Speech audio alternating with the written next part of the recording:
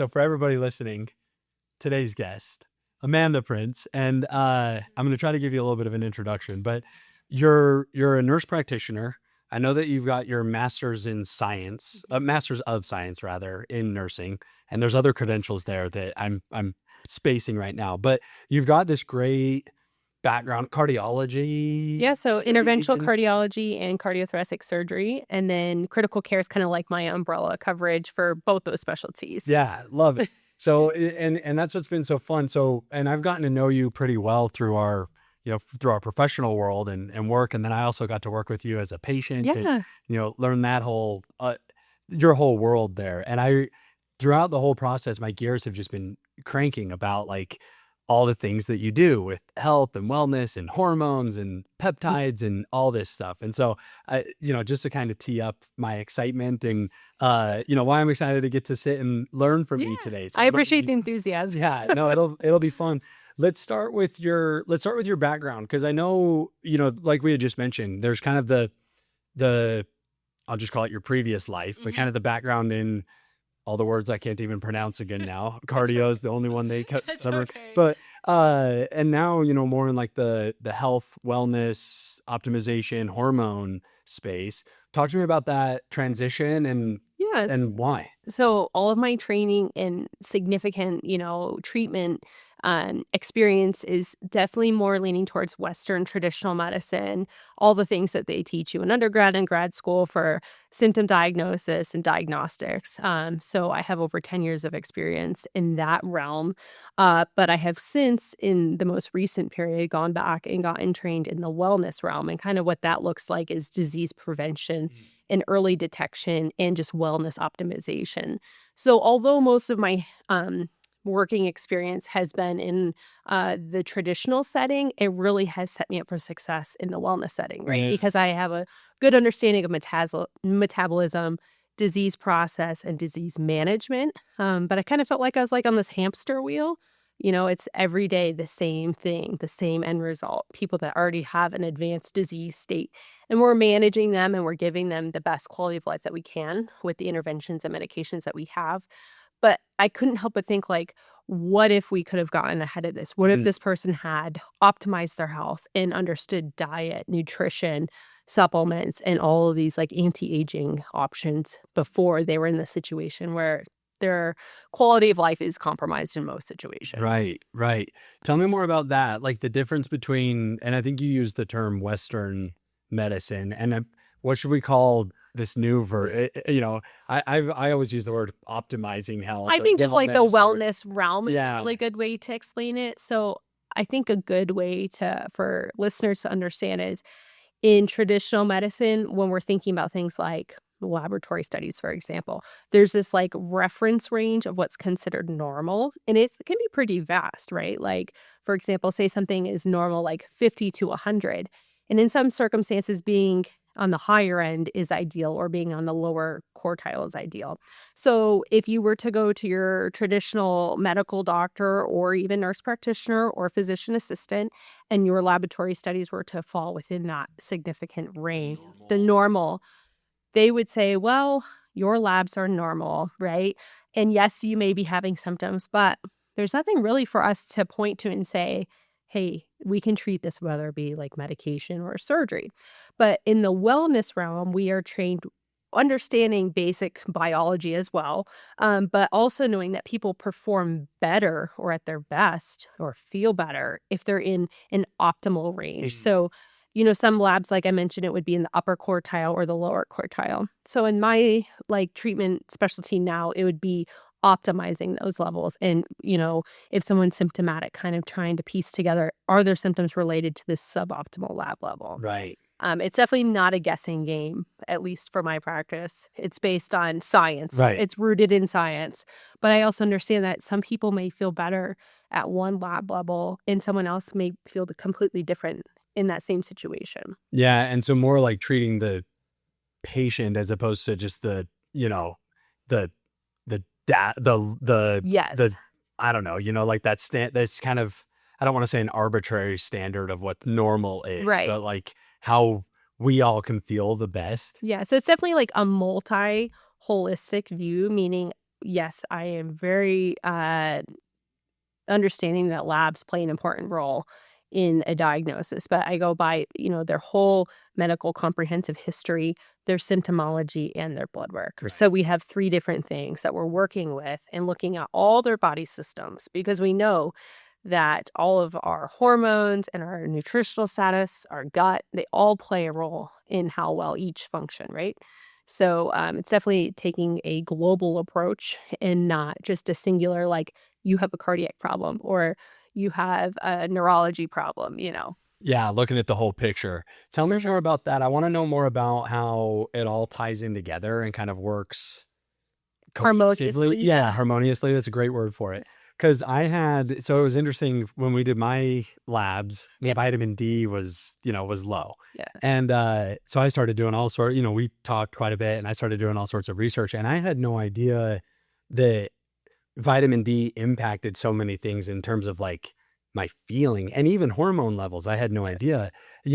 I would have normally just been like, oh, vitamin D, whatever. It's winter time or what, nobody, I would have assumed that that wasn't that big of a deal Yeah. until I learned more. And I'm a case study of one and it's an isolated example, but that's what I'd love to, learn more about is like how all those things tie in together, with because you mentioned nutrition and hormones and just like our Mhm. overall well-being.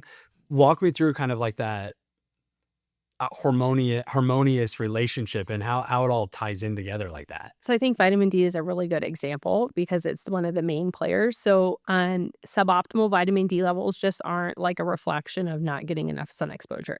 Interestingly, we live in a climate where people do a ton of activities outdoor, whether it's winter, summer, spring, and yet adults here are severely vitamin D deficient. And I think some of that is diet related. But what's interesting is vitamin D is going to affect your hormones, as you mentioned, on your psychological health. So, like people who have anxiety, depression, suboptimal levels can definitely influence those, your thyroid. So, these vitamins and minerals are all taking part in the processes of other major organ functions. So, the vitamin D level, when we notice that it's low, it's not just as simple of like going to the store and buying vitamin D. Like, the key is buying vitamin D with something called K2, and that's going to direct the calcium into your bones, right, to increase absorption. So you could take a ton of vitamin D and still not have ideal levels. So it's all about like, how are we supplementing? What are we supplementing with? And kind of like, what is the follow up plan? Right. So at Sonavita, we offer injections of vitamin D to give that immediate absorption right into the muscle and bloodstream. But it also needs to be followed back up with like home supplementation with the appropriate K2 and then repeat labs. Yeah. See, and who would have thought, like, I don't know, I had no idea in a million years that vitamin D could impact mental health. Yeah, no one would think, but it's really interesting, like, there is a reason for every process in our body, and so that's why just treating a singular lab value or a singular body system is just not an ideal approach, especially when we're thinking about preventative health and just optimizing our health in Right. general, right? Because you can optimize one thing and neglect another, and, like, what's the point at that? Right. Yeah. Yeah. And I'm curious about that whole concept of like optimizing because I think I don't know, it's a little bit of a buzzword, For of sure, like and, like, what optimi does that mean? So, Yeah. like, if we're talking about vitamin D specifically, I think that the national standard is I think if you're over, like, 40 is considered ideal, and, of course, the number varies a little bit based on the testing center, but nonetheless, I prefer to see all of my clients, especially if we're talking about hormone replacement therapy, to be, like, in the 60 to 80 range, and that even stumbles over into, like, when you're thinking about female hormones, menopause, and like osteoporosis and the risk of like fractures as we age. So it's better to do replacement early on so that when we think to later in life, like kind of getting ahead of some of those complications that are related to aging, like falls, fractures. The mortality rate of a hip fracture is like 90% if it's not treated. No way. So, yeah. I had no idea. Yeah, that's wild. What would be because coming back to that idea of like, optimizing or be like when you and I were, Mhm. I told you, I mean, my goal is to go from good to great, Right. right? Like, You could be in good health, but why not be in great health? yeah, and feel good. And that's Mhm. where I think why I'm so fascinated with your world, like all the things that you do, is because I'm trying to figure out ways to feel at my best. Like, it's why I exercise. It's not for aesthetics or, those are all added benefits, Mhm. but it's so I can feel good. Like, all the mental health or meditation Endorphins. or, yeah, like all these things. And I sometimes wonder if, if people default to, like, to use an easy example, people are always like, "Oh, I'm getting old." Mhm. And we just say, "Hey, I'm like, that's life. I'm getting old. I'm gonna feel worse, or I'm not gonna be able to put on muscle or whatever." Where I'm learning, and a lot of it's been through working with you, is like, you don't have to necessarily, feel like that. Like, there still are these ways to feel good and live our best life. And I'm just kind of curious your perspective on that, of like, I don't know, kind of those ideas of between good and great, and how are humans supposed to feel, you know? I think that the American society especially has come to accept this narrative of it's just aging, you're just burnt out, you're working, you have kids, you have like all these demands. So I think that a lot of people have accepted good health or ideal health just because that's the narrative, right? Like, oh, I'm just going to gain some weight. Oh, like, I'm just going to give up on doing things that I like because this is what we're being told, right? Like, it's just acceptable.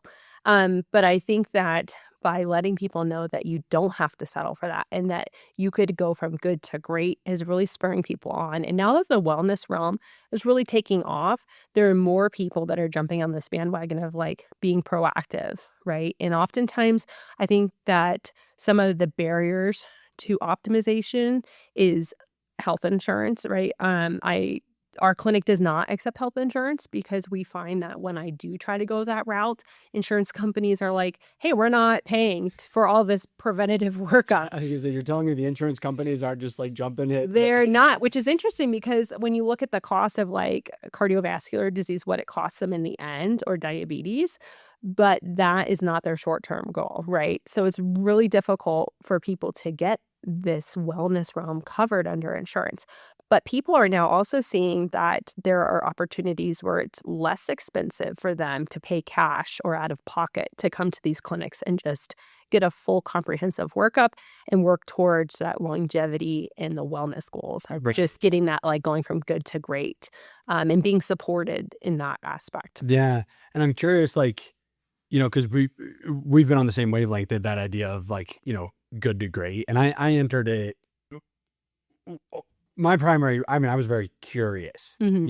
like no, like, huge ailment that I wanted to get solved or anything like that, but curious Just like a about, discovery yeah, phase. like, Yeah. knowing how how the labs were looking and what the levels were, and again, kind of that idea of good to great. I'm curious, for you, like, let's say somebody's listening right now and they're like, I'm feeling fine, or I feel good, or whatever. Like, if you had kind of these, I'll call them like case study Mm. examples of, if you're feeling XYZ, or if you've noticed A or B or whatever, that it might be worth getting some of this stuff looked at. Like, what would people want to be paying attention to, just in like how they're feeling? I do think that obviously it would vary a little bit by gender, but for example, like it's a very insidious onset for a lot of people. Just like a couple changes here and there that at first are not very alarming, but they can over time compound and be like, wow, I've noticed a lot of changes in the last 2 or 3 years. So, like, men in their late 30s and 40s may start noticing some abdominal like fat accumulation. When they're exercising, their ability to recover or even meet like new benchmark goals are just getting harder and harder. Just that chronic fatigue, chasing after your kids, like you're just like, oh man, I am not up to exercising after this long day of work. And it may be even like, oh, I'm not sleeping well. It could just be like a couple isolated things, here or there. But over time, like they gradually get worse or there's more of them. And the next thing you know, you have like five new complaints. Right. So, like I said, it could be an insidious onset. Like for women, also, when we're thinking about like hormones, it may just as they're aging, seem abdominal weight accumulation. Then their menstrual cycles can start just varying even by like a day or two. And next thing you know, like you have a several week difference in your cycle, right? So that's just some of the many changes that gradually creep up on people. Yeah, and I'm curious too, since we're talking a little bit about hormones, let's dive in on that a little bit because that's been another thing that's been fun for me to learn. The more I've gotten to know Mm. you and your practice and everything is just how massively impactful hormones are on so many different levels. I think at least in my purview or like world experience, I've always kind of thought that, testosterone is related to sex drive and that's kind of Yes. it. Like, they're not realizing like all these other. There is a lot, and I think that that is just kind of like a misconception, like you said. So we can talk about like testosterone and male hormones first, kind of. If, Yeah. that's the direction you want to take. So I think that typically as men age, late 30s, 40s, testosterone levels naturally decline. But there are other hormones that we look at in addition, and like protein carriers. But without getting too far into the chemistry of it, um, the male hormones affect like metabolism. And when we think about like our peripheral tissues, the way our body responds to insulin that our pancreas is cranking out. So, like, then you start noticing this central abdominal weight gain. Well, that's a really early indicator of possibly insulin resistance, right? And that's down the road could look like prediabetes, etc., coronary disease. So yes, testosterone plays a role in like libido, sexual performance, but it also plays a big role in like our muscle mass, our ability to recover, bone density, our mental health.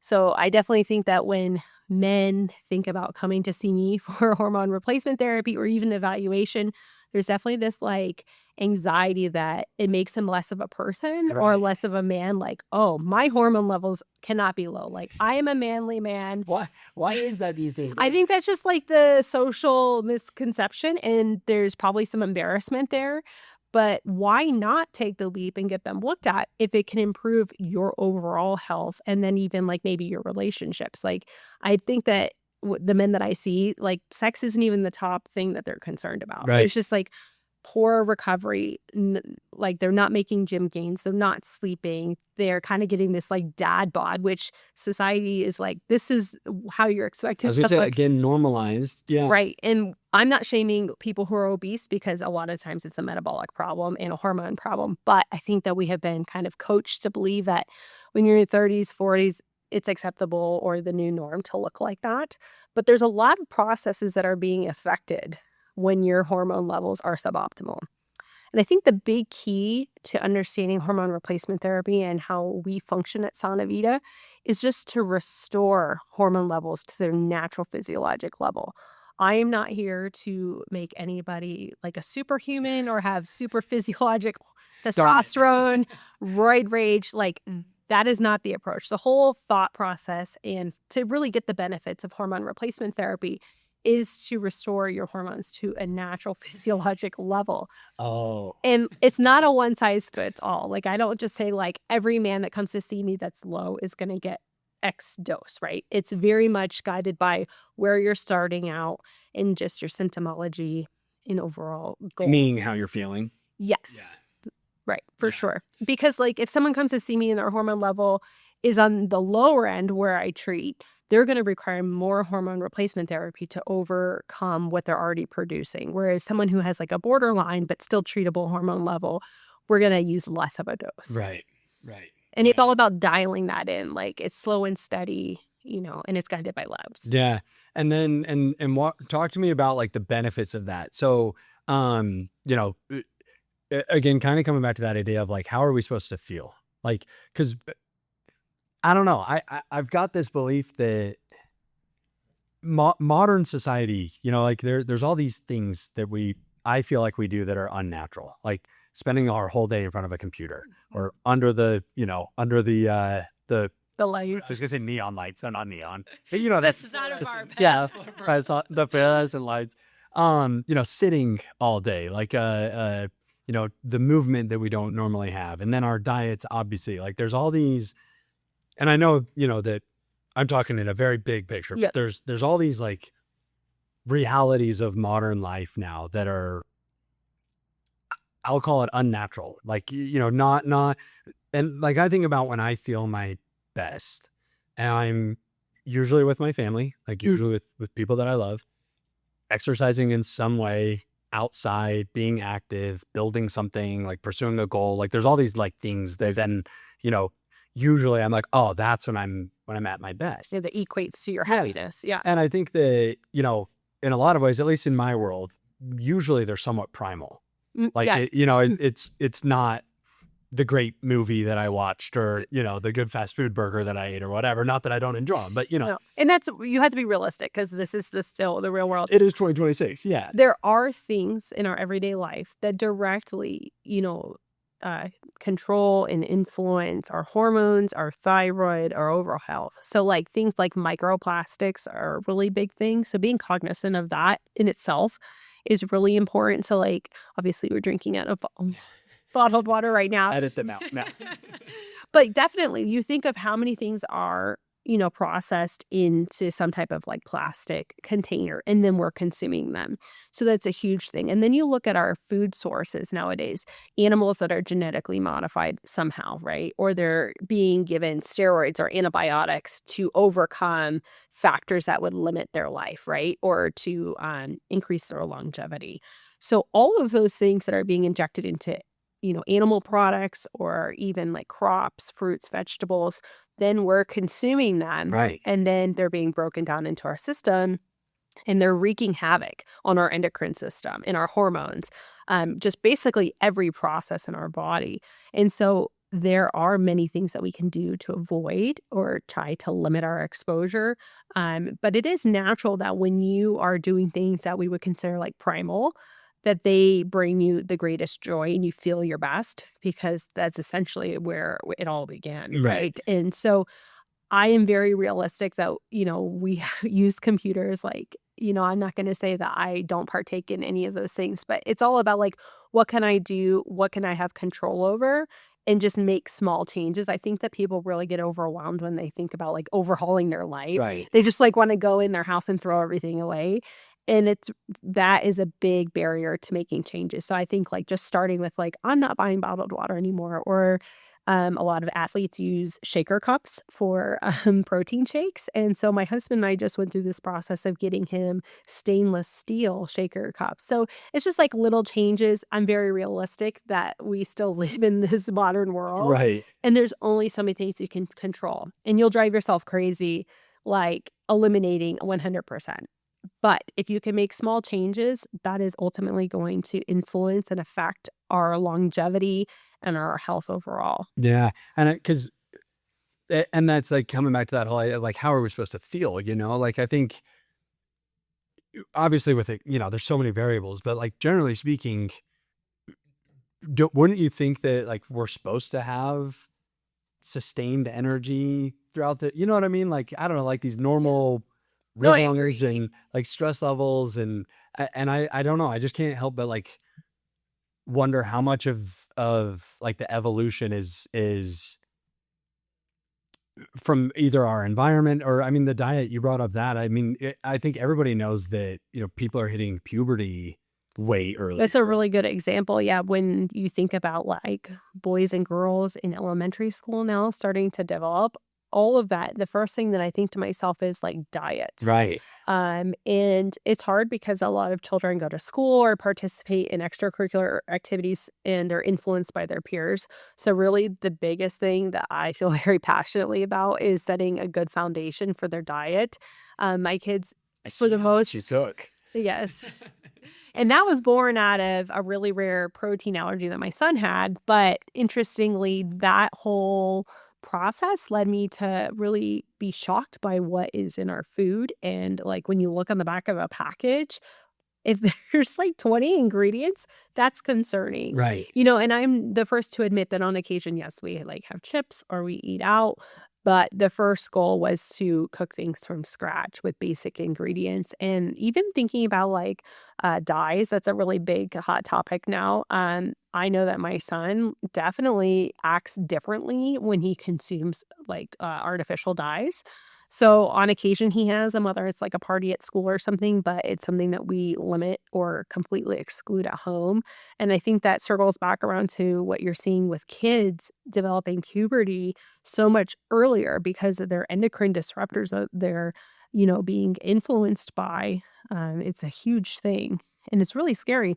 When I was doing my training for the wellness kind of realm, they were talking about testosterone levels in men many years ago, right? Like back when evolution was still beginning versus men now. And so, how far they've come and how that influences just their stature, their habitus, their metabolism, their energy levels, even their interests, right?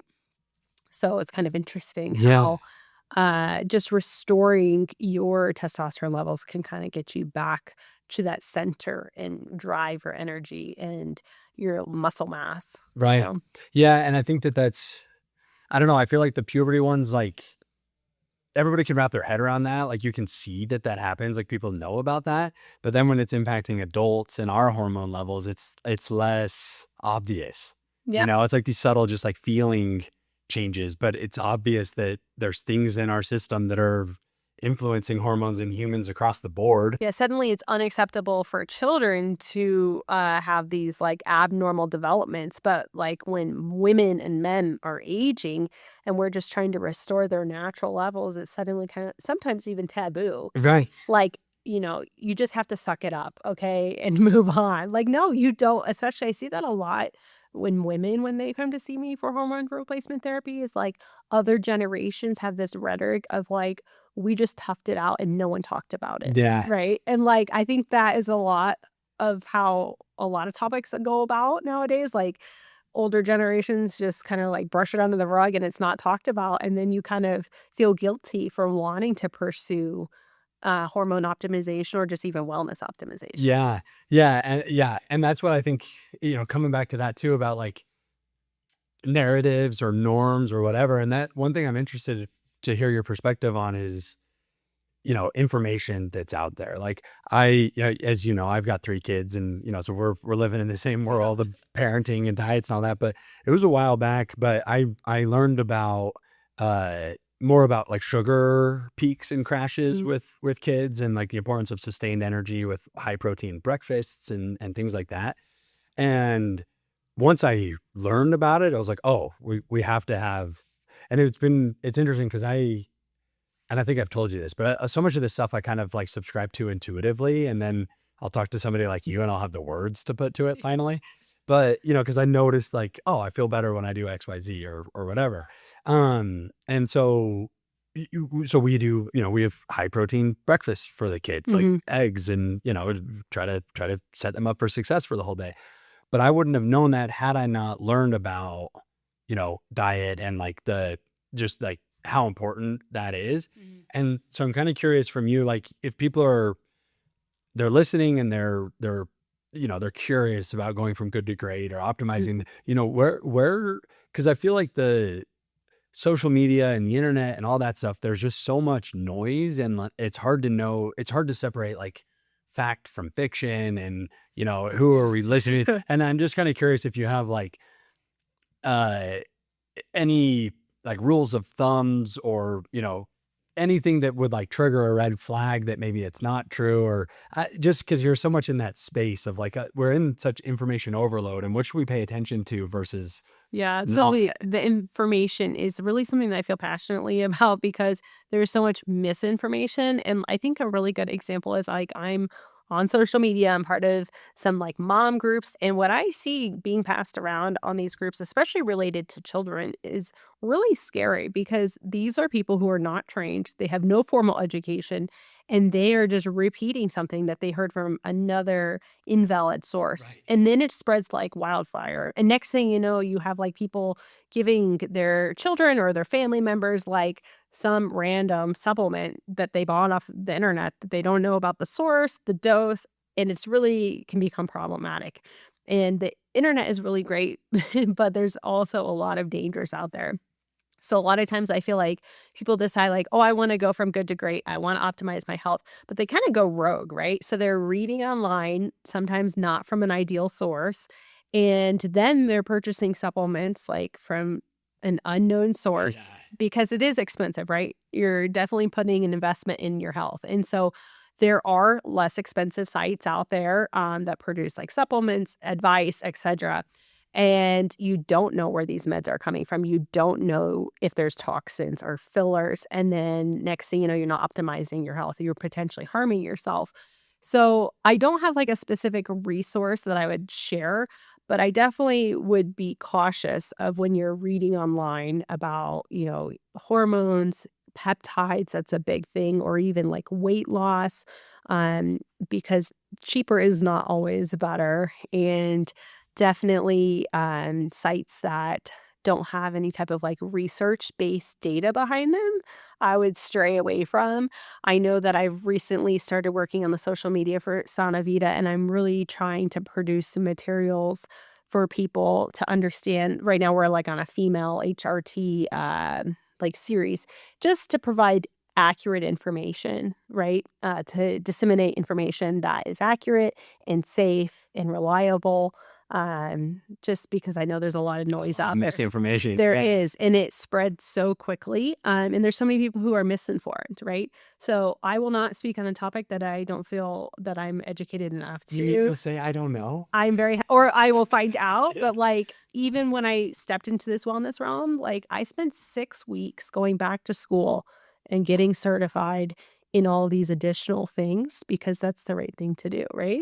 As a medical professional, you owe that to your patients to give them safe care, Yeah. not just, like, something I read online and got, like, a downloadable certificate in. Right.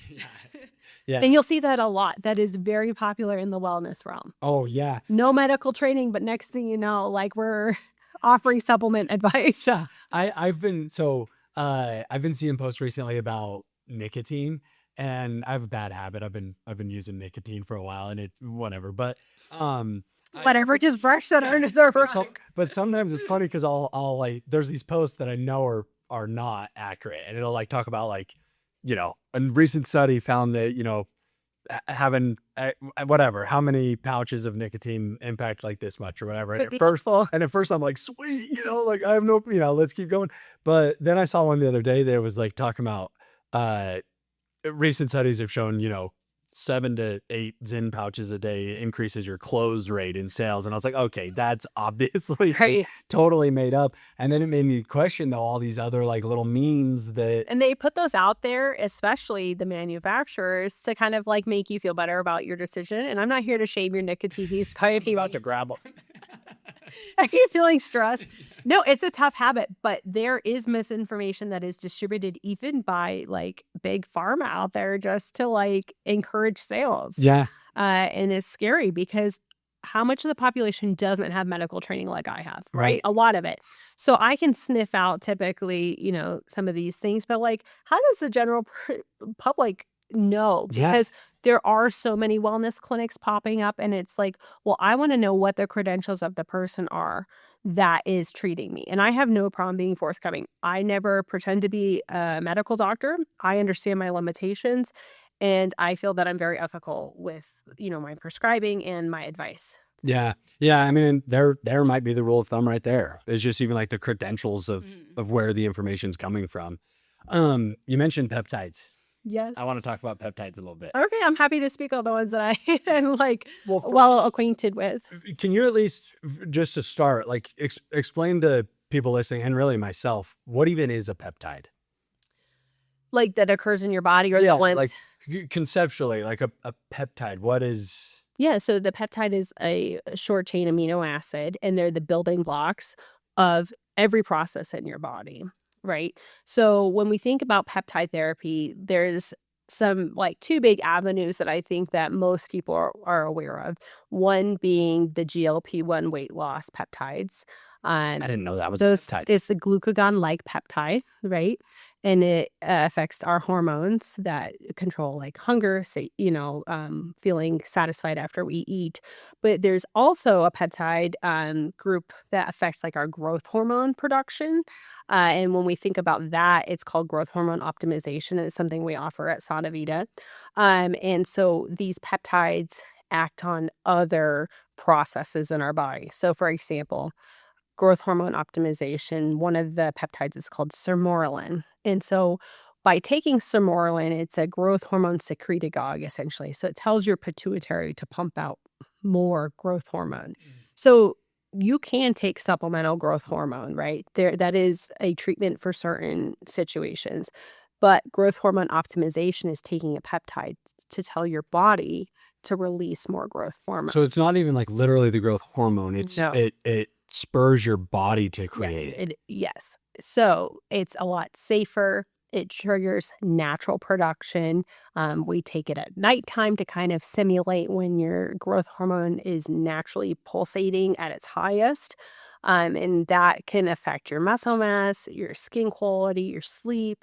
So, just like all these other things we've talked about, it affects all kinds of processes Right. in our body. So, peptides are really big. I think that is another kind of scary, uncharted territory because there are some peptides that are labeled for non-human consumption, so animal use only, and they're really hot on the market The because only ones I've taken. yes, and so, like, people ask me, like, "Why can't I get this from you?" And I'm like, "Well, because you're literally signing a consent that says this is for animal Right. testing only." So, and then you think about if that's the case, what kind of compounding pharmacy is distributing them? Right. And then we talk about all the risks with that. So peptides are really popular, and, those are the 2 kind of groups of peptides that our clinic currently offers, like TB, or BPC, 157 is a popular, like a healing peptide, and I feel very strongly about it, but the FDA has gone back and forth with whether or not it can be for human consumption, and so right now, you can only get it legally for oral consumption. The injectable form is really where it's at when when we come to talk about, like, injury healing or, like, immediate postoperative healing, and it's something that I feel really strongly about, but unfortunately, because of the FDA regulation, it becomes a very sticky situation. Do you think that's why? So, I'm chronically injured from all my running, and and I know that it's whatever. This is a safe space, like whatever. But I've taken BPC Oh, yeah, 157 a ton, and it's great. I swear by it. Like it's amazing, knowing that it's not for humans or whatever. But a while back, and this was maybe 2-3 years ago, I was seeing the foot doctor, Mhm. whatever the word is for that. Uh, and I was Podiatrist. podiatrist, thank you. But sometimes my brain blanks on these podcasts. It's funny, like normal It's words. out to get you. Yeah, it's like you're in front of a microphone. But I was seeing my podiatrist, and he had never even heard of it, or at least he told me that. This is often the case. And I'm curious to that, like your perspective on that. Of we talked about it earlier about like Western medicine versus sort of this wellness realm. Mhm. Why do you think something like that, where anecdotally and really, It has done really well. and everybody I've talked to, like That's generally the yeah, case. no scientific thing like that, but it literally, I mean, it sure seems like effective, but I think even peptides in general, like, why do you think that they're not? What do you think is preventing that from being more in the mainstream Western medicine, or is that maybe just my perspective on No, it's PPC? definitely not your perspective at all. It's a multifactorial kind of issue. I will speak to the fact that before I stepped into the wellness realm, admittedly, I did not know. Like, you would have told me, "What is that?" And I wouldn't have known, right? I was never trained on that. It's not something they even remotely discuss in school. And I think that probably the same is for a lot of primary care practitioners, that being part of it, and 2 being that they're just so overwhelmed, right? They have a clinic full of 20 to 30 people, with chronic conditions, and so it's just like there's not a space for that. Mm. And then when we think about, like, FDA approval and, like, why is something that so many people are doing well on not being researched so that we can get it Yeah. approved, or why is this, like, not talked about on mainstream?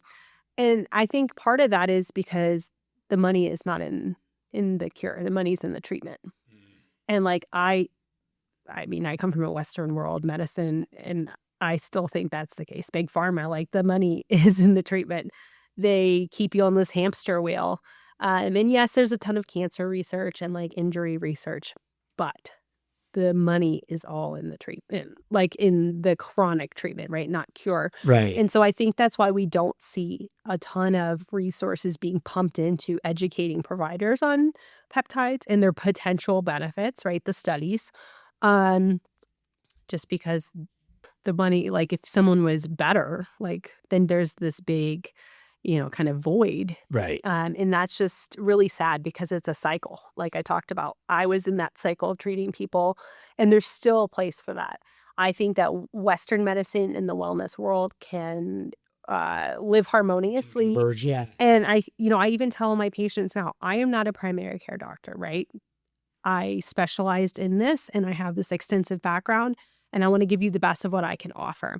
So all of my patients I encourage to be in to be established with a primary care doctor, continue to get those preventative, screenings, like for example, men getting a prostate exam, PSA I manage, but women getting, mammograms. So the two realms can, coexist harmoniously. And it's just right now there's, I think, kind of like it's either you go this way or that way. Yeah, and you could do both. Because like, and maybe I'm mistaken, but the GLP-1s is Mhm. the way to word it, right?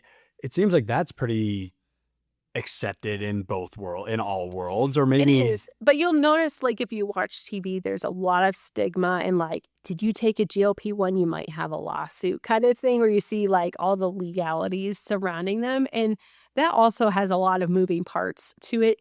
This is the first time in history, though, that we have treated obesity from a hormonal perspective instead of a control problem. mm, So, I think a lot of people have this idea that, like, people are obese because they're lazy or they don't wanna lose weight, and yes, there are a lot of instances where that is the case, but when you look at these people's metabolism, they have insulin resistance, they have, a lot of the females have this syndrome called polycystic ovarian syndrome, which is a hormone dysregulation that results in insulin resistance amongst other things. So now that we're taking this hormonal approach with the GLP-1s, it's really the first time in history that we see a different approach to obesity. yeah, And typically, like, these clients lose 20 to 30% of their weight when taken when the GLP-1s are taken appropriately. But there's lots of black market GLP-1s because they are expensive. Interestingly, when there was a shortage, the FDA approved compounding pharmacies to produce GLP-1s. Hmm. But now that there isn't a shortage, they're like, "Oh, you can't produce the same exact formulation that you're that getting you the used to be the allowed to trade do. name." So now the workaround is getting that compounded drug with, like, an additive. So, like, you can get it with, like, L-carnitine, B12, just a supplement, so that it's slightly different than what the big trade names are offering. Interesting. It's a workaround, but it's just kind of interesting because people will be like, "Well, that's not FDA approved." Well, interestingly, not too long ago, the FDA was allowing It the was, compound at yeah. pharmacies. So there's just a lot of noise surrounding the GLP-1 on just treatment. And then you see people who are using them inappropriately, right? You have someone who wants to lose like 10 pounds or they have an eating disorder. And then you see like this muscle wasting. My takeaway on the GLP-1s is like slow and steady wins the race, and even microdosing. When you look at like the long-term goal, instead of just like short-term weight loss, you're much better off going slow and doing sustained weight loss with the other lifestyle interventions that are important to focus on, right? Right. Not just that. Exercise. Yeah. And the studies also show that people who get that little jump start with the GLP-1s have a much more success when they come off of them Interesting. because it's like the mind, right? So you see success, you see the changes, and then you're kind of like spurred on. Have some momentum. Yes. Yeah. So I think that this is the first time the perception has changed towards obesity and how we're treating it. But just like anything else, you have people who abuse it, people who do it wrong, Right. someone who takes it to an extreme. But it's important that we don't encourage people to be obese. Right. Well, and that I think it's so interesting what you just mentioned there about like momentum. And kind of what I was talking to or alluding to earlier too with this whole idea of like how are we supposed to feel thing. It's like I found like one of the biggest things I did, and I coming up on 3 years now, is I cut out alcohol. Mhm. And man, did it make it, like these little things that, make you start to feel better. And then you want to feel more You can't better. stay Like, you know, like you want this like, what positive else can I cut out? Yeah. and I think that's why your world's so interesting to me is because sometimes all it takes is like a little bit of momentum for somebody, like a little win or a little bit of progress or, you know, that energy level coming back Mm. or whatever that then all of a sudden can spur this whole other, that can change our trajectory, you know? Yeah. Because I think that that's, and I'm curious your take on it, but I kind of feel like, especially as adult humans, there's no, my perspective is that there's no such thing as like stagnation. Like you're always moving in one direction or another. Time Like, keeps moving on. yeah, like you're either improving or worsening, or you know, you're getting more fit or less fit, or more healthier or less healthier, or you know, like there's Mhm. and I think that it's so hard to change paths.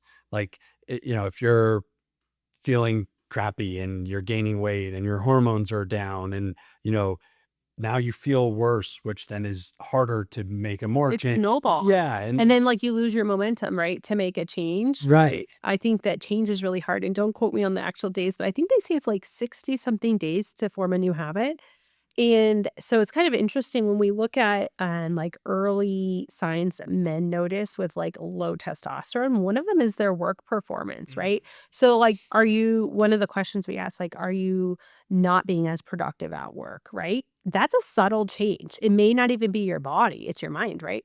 So, it's just kind of interesting. That could be a very subtle, like, you start not performing as well at work, and then you come home. Are you, like, doing things with your kids or your family when you get home, or are you just, like, going to sleep or sitting on the couch? Right. Those and then, like you said, they snowball, so the next thing you know, you have, like, abdominal weight gain, and you're not exercising, then you're drinking alcohol, like, and then it just next thing you know, you have, like, 3 new disease processes in Yeah. play. Um, Now you got high blood pressure and and it's hard, like, each layer is like an onion you have to, like, peel back and kind of remedy, and I always am a huge unless you're, like, in a medical crisis, I try not to make too many changes at once, right? Because then you're trying to evaluate what is making me feel better or worse or no change, and so even when I think about wellness, medications, nutraceuticals, treatments, unless someone has tried something before, I'm like, well, let's start with one intervention at a time so we can effectively, evaluate your response. yeah. And so that's kind of like my take on most things in life. It's just small changes at once. No, totally. And I'm curious about that because I think, I mean, I've seen it in such a huge way in my life. Like when I've got momentum, you know, You're unstoppable, you're right? unstoppable. Like you're feeling good. It all it's like there's these feedback loops on either path. It's like we talked about, you know, you're sitting on the couch, now you're gaining weight, now you're feeling. I found that the other is true too, though. Like I'm like, man, I want to feel this fit all the time. Mhm. Like I want this much sunshine. I want this much time with my kids. You know, eat the healthy foods. Like I'll never touch alcohol again. And I never even had a problem with it. I just took a break and 3 years later, I'm like, "Ah, I'm better off without it," you know? And so I'm curious, like, if, you know, I don't know, like, along those ideas of one thing at a time or, you know, these small changes, like, somebody's not feeling optimal, you know, not feeling well, where would you direct them to, you know, like, what's an easy first step, you know? Is it I think diet, it's the alcohol exercise? really to start. So it's interesting that you mentioned that because for the long time, like society, it's another like rhetoric of, drinking fun. Like this is just like the accepted thing, almost like a peer pressure thing. And I think it was the millennial generation that is the first to show a decline in alcohol Interesting. consumption. And it's just kind of interesting to see the fallout of that and how much money the alcohol creators have lost since people have stopped consuming as much alcohol. And so I think it would be like an easy trial for someone to do at home if they don't have alcoholism. I don't want anybody to go to Right, yeah, DTs, yeah. This but is not advice, no. I think just cutting it out, like, I know that in the times that I have taken a break from just even, like, 1 to 2 drinks a week and just going a long period of time, it is a noticeable difference, especially with energy levels and just, like, being able to get your day started, and so I would start with that, and then, if that's not something that they, like, partake in particularly, I would think, like, diet or moving your body. We live in such a beautiful place that you can move your body year round. just in different ways. Yeah. I prefer like spring and summer just because I'm from Florida. But even like if you don't ski, snowshoeing, just getting out there. There's so many trails here, and just getting the sunshine is good for your mental health as well, Yeah. not just your physical health.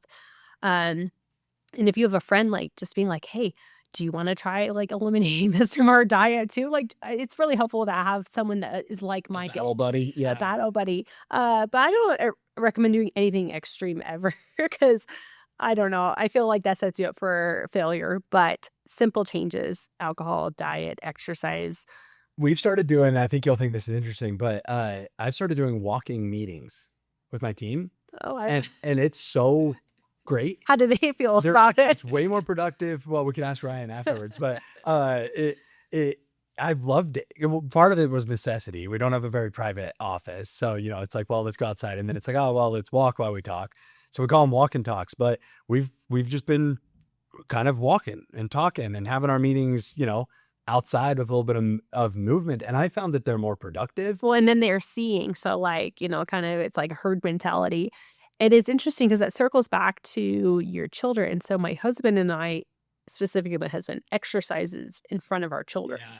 because it's really important to lead by example Right. and to understand, like, it's normal. You should be moving your body, right? It's not something like that you're on some fad. It should be part of your daily life. Yeah. So I remember like being early postpartum with my second, and my son would come in and I'd be on the Peloton, and my husband would be like, see, mom exercises This is so that what we we can do. stay healthy. And then we have like a tonal. And so he goes in there with my husband and like does toddler appropriate Yeah. exercises. But it's good for that to just become part of, because they're sponges, and what they see becomes their new norm. And Right. so I think it's all part about raising a generation where we're reversing this rhetoric of obesity and just excessive consumption and processed food. My son sees me cook, and he's learning to cook because I want him to be able to do that for his children. Oh, no, totally. And I think I almost think we have an obligation as parents, or like, I would say that it's our greatest responsibility, Mhm. as parents, is to teach them the things that we wish we would have known, or like, I don't Skills know. we learned. Yeah, like there's no better success than, it's like there's always kind of this rhetoric of like, speaking about obesity, that it's like, it's genetic or whatever. Mhm. And I, again, I'm Or body shaming. yeah. And I think that habits get passed down just as much as, our genetics or Genetics. whatever gets passed down. And like, we're a big hunting family, Mhm. and we hunt for food though. Like Right. that's why we hunt, is for good, clean, lean, Yes. organic protein. And my boys love it. And it's so fun. Like when we'll have a successful hunt, and then we cook it throughout the It's year, fulfilling for and them. they love it. Yeah, they know where it came from. They were part of it. Like, we get to eat it, and it's like ingrained It's a in. core memory also. Yeah. I don't know about you, but growing up, I have 0 memory of my mom ever exercising, and I know that she's had battles with, like, just basic weight loss. So I think that we're leading by example, Yeah. right? Yeah, and I just think that, coming back to that whole, like, how are we supposed to feel thing, like, if nothing else, for my kids, and, as a dad, I want them to feel as good as possible. And so some of it's counterintuitive, like, eggs for breakfast instead of a bowl of cereal. Yeah. Like, they would probably enjoy the bowl of I'm sure cereal my son would more, too.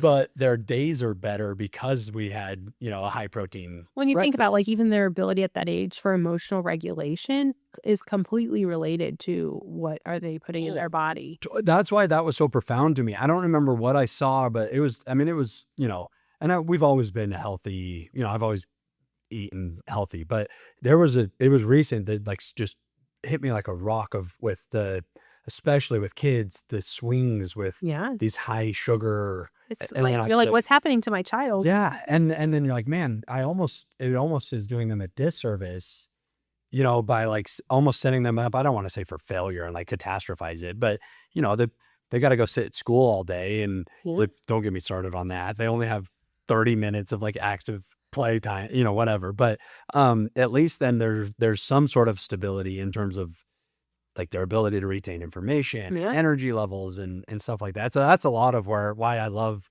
learning all this is so I can hopefully do a better job as a dad. Like for myself too, I want to feel good, obviously, but learning as much as I can to make sure that the kids are set up for success. It's kind of funny, last night, my son heard some type of, like, ad, I think it was on my husband's social media talking about McDonald's, and he goes, "What is a McDonald's hamburger?" And anyway, this is, like, something you will probably never eat. And We eat McDonald's actually sometimes, but interesting, I mean, I have too. He hasn't, just because of some of his medical issues, but, I think the video was talking about, like, they took a video clip of a cheeseburger and how, like, it never broke down, but then they took some type of, like, unprocessed, no preservative food and showed how quickly it was molding, and I think that's what the video is about. yeah. But all my son got was, "What is a McDonald's hamburger?" And I'm like, "It's not a hamburger." But it's just interesting because, like, and then other kids, they know all about it, right? And I'm not shaming parents who feed their kids McDonald's, because I certainly have fed my Oh, kids I do often. chicken For anybody nuggets, listening, I'm you far from know? perfect. Yeah. It's all about in moderation, and definitely now that my son is able to consume other things, I do let him splurge, but it's just like, what is the main thing that they're consuming? Like, I try to do my best, right? That's all you can do as a parent, is your Do best. as best we can. Right. Far from perfect. Far from. And like you said, just trying to lead by example, different than, like, when we were growing up. Yeah. Yeah. And I mean, exercise is one of those too. Like I made it a point. I pushed the kids in a stroller on my runs forever. Yeah. Like, and I loved it because I felt like I was getting super strong. Because for one point I was pushing a 2, double yes. stroller. That Like is a lot of really weight, having to get after it. like huffing and puffing.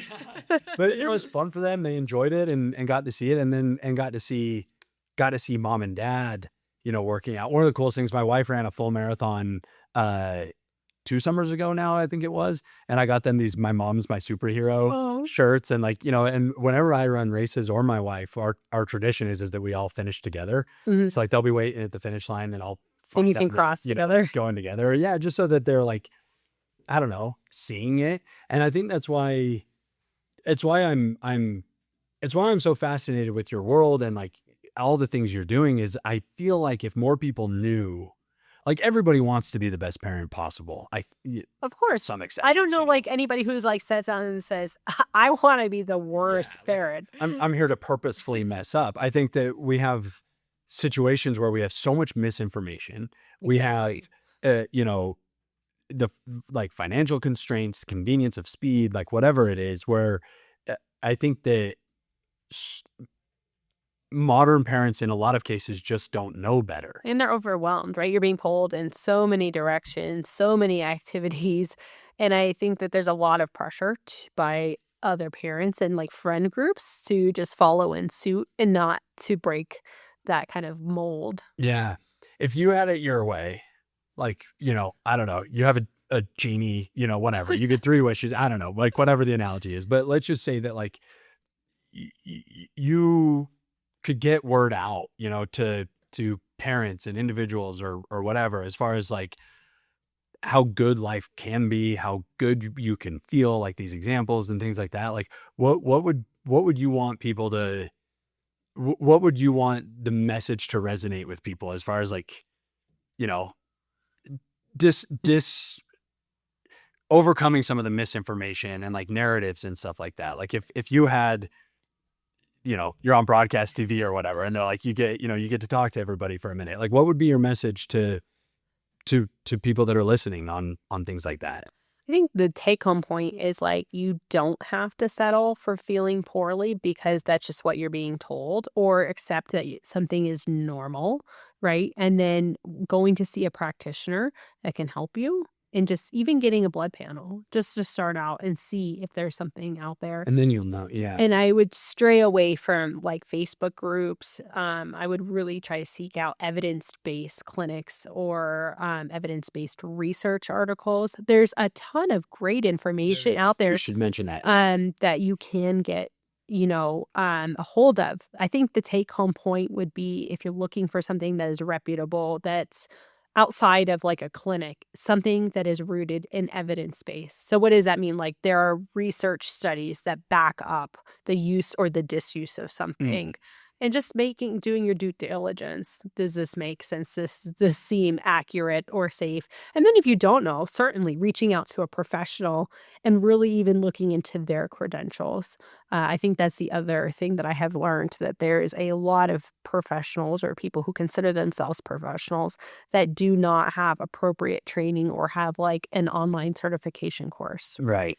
I have gone to school for 6 years. So, Right. and then I have practiced for over 10. So I definitely think that that real world experience is hands down like the most helpful, but you can start there.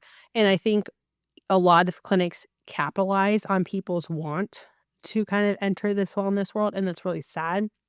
So, for example, at our clinic, I don't like charge up on labs because, like, what's the point? That's a barrier to entry.